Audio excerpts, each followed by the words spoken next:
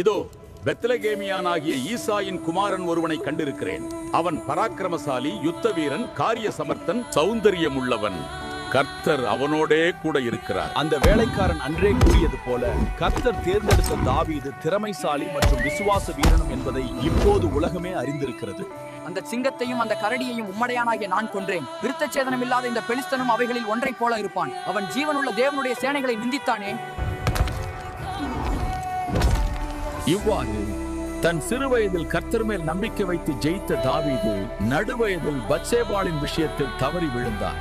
மேலும் முதிய வயதில் தன் படைபலத்தின் மீது நம்பிக்கை வைத்து சாத்தானுக்கு இடம் கொடுத்து மீண்டும் விழுந்தார்.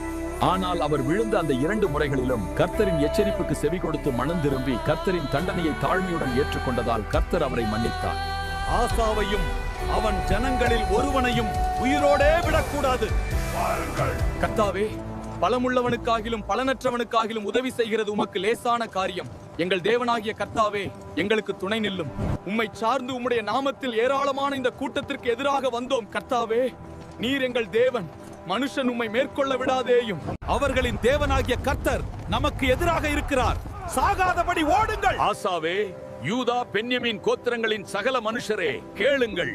நீங்கள் கர்த்தரோடு இருந்தால் அவர் உங்களோடு இருப்பார்.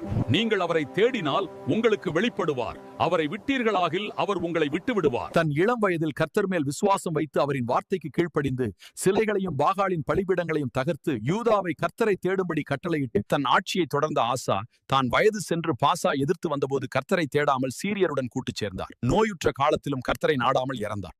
ஐயா கர்த்தர், என்ன கர்த்தர்? நான் சொல்வது உன் காதில் விழவில்லையா? போய் வைத்தியனை அழைச்சு வா. தன் இளம் வயதில் ஆண்டவர் சிம்சோனை பெலிஸ்தியர் மேல் பழிவாங்கும்படி ஒரு பெண்ணை விரும்பச் செய்தார். அதன் பின் சிம்சோன் 20 ஆண்டுகள் இஸ்ரவேலை நியாயம் தீர்த்தார். ஆனால் தன் முதிர் வயதில் பாவத்தில் விழுந்தார். அதேபோல் சாலமோனும் தன் இளம் வயதில் கர்த்தர் மேல் பயபக்தியுடன் இருந்து முதிர் வயதில் பின்மாற்றத்துக்கு சென்றார். புதிய ஏற்பாட்டு காலத்திலும் தேமா இவ்வுலக ஆசையை நேசித்து பவுலை விட்டு விலகி பின்மாற்றத்துக்கு சென்றார்.